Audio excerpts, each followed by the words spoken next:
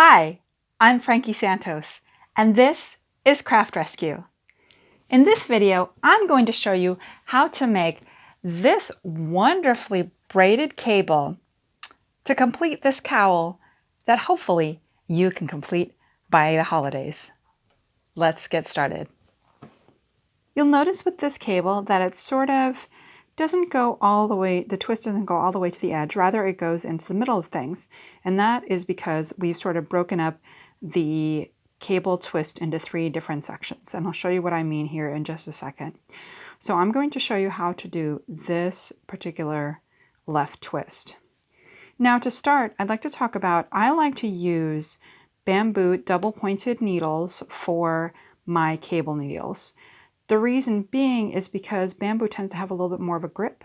If you just run your fingers along them, they actually have a little bit of a hold to them, unlike a metal needle like this is. And so it helps when you're cabling, so your stitches don't fall off your needle as easily. So this is a left twist. So what we're going to do is we're going to slip the first 3 stitches in the cable, 2, 3, and we're going to hold them in front. So that what that means is that these are just idle while you knit the next 3 stitches. So knit those next 3 stitches. 1, 2, 3. And then you're going to knit the 3 stitches that are on the cable needle. 1, 2, 3. And then you'll knit the remaining 3 stitches right here that are remaining of the cable.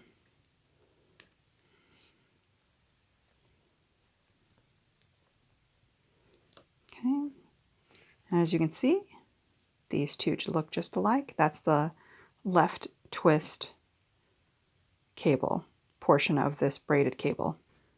So now we've arrived at the row on which we have our right twist, which is this particular part of the cable right there. So the way to do this is we're actually going to knit the first 3 stitches, 2, 3, and then we're going to slip the next 3 and hold them in back. Something that I like to do is I actually like to approach from the back with my cable needle to start with, so it makes it easier to slip them off onto the back. Like that. And we hold to the back. We're going to knit those next 3 stitches.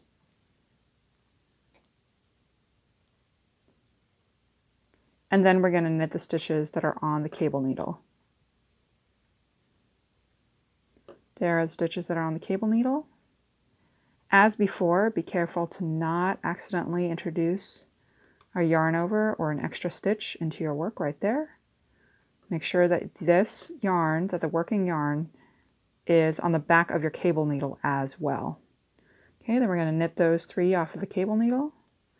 1. Now this is a little hard to see. I'll try to make that a little easier. 2 and 3. Now you've finished the right twist.